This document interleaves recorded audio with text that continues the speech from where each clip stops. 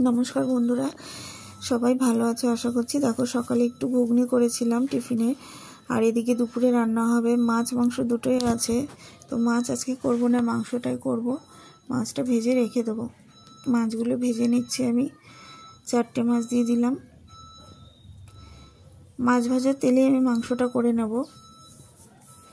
দেখো, আলু পেঁয়াজ আমি কেটে নিয়েছি মাংসের জন্য, আর মাংসতে নুন, হলুদ, গোলমরিচ গুঁড়ো আর একটু লেবু রস মাখিয়ে রেখেছি।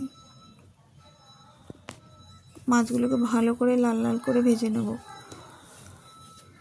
এপিট ওপিট দুপিটে দেখো মাছগুলো আমার ভালোভাবে ভাজা হয়ে গেছে। এবার মাছগুলো তুলে নেব, এক এক করে মাছগুলো তুলে নেব।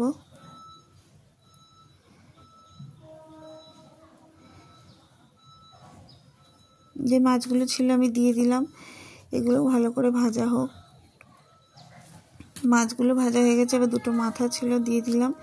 মাথা দুটো ভাজা হয়ে গেলে আলুটা ভেজে নেব। দেখো, ওই তেলের মধ্যে আমি আলু দিয়ে দিয়েছি, আর এই যে মাছ দেখো ভাজা হয়ে গেছে। আলুটা ভাজা হলে আমি পেঁয়াজটা দেব। আলু ভাজা হয়ে গেছে, এবার পেঁয়াজ দিয়ে দিয়েছি। জিরে আর কাঁচা লঙ্কা ফোড়ন দিয়ে ভালো করে ভাজা হয়ে গেলে আমি মাংসটা এতে দিয়ে ভেজে নেব। পেঁয়াজটা ভাজা হয়ে যাওয়ার পরে আমি মাংস দিয়ে দিয়েছি। আমি মাংসের মধ্যে মশলা মাখিয়ে দিই, কিন্তু আজকে আর মশলা মাখাইনি। আমি আজকে মাংসটা আগে ভেজে নিচ্ছি। ভাজা হলে তারপরে মাংসর মধ্যে আমি মশলাটা দেব।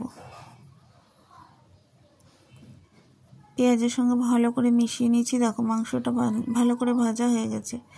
একটু হলুদ দিয়ে দিয়েছিলাম, তারপরে আমি যে মশলাটা ছিল সেই মশলাটা দিয়ে দিচ্ছি। মশলার মধ্যে ভালো করে মিশিয়ে নেব মাংসটা।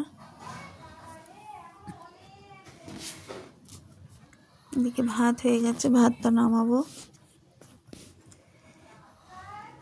দেখো, মাংসের মধ্যে মশলাটা ভালো করে কষিয়ে নিয়েছি। এবার আলুগুলো দিয়ে দিয়েছি। আলুগুলো দেওয়ার পরে আবারও কষিয়ে নিচ্ছি।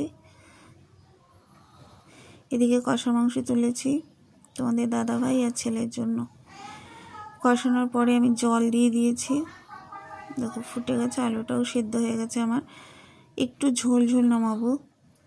দেখো, মাংসটা আমার পুরোপুরি হয়ে গেছে, আর খেতে না সত্যি খুব সুন্দর হয়েছিল। মাংস হয়ে গেছে। এবার থোড়টা করব। থোড়ে একটু হলুদ নুন মাখিয়ে আমি রেখেছিলাম। শুকনো লঙ্কা, একটা কাঁচা লঙ্কা আর সর্ষে, এটা ফোড়ন দিয়ে আমি থোড়টা দিয়ে দেবো। এই যে থোড়টা দিয়ে দিচ্ছি। দেখো, থোড়টাকে একটু নুন হলুদ দিয়ে আস্তে আস্তে ভেজে নেব। গ্যাসের আগুন কম করে দিয়েছি, আস্তে আস্তে করে ভাজবো। এটা আমি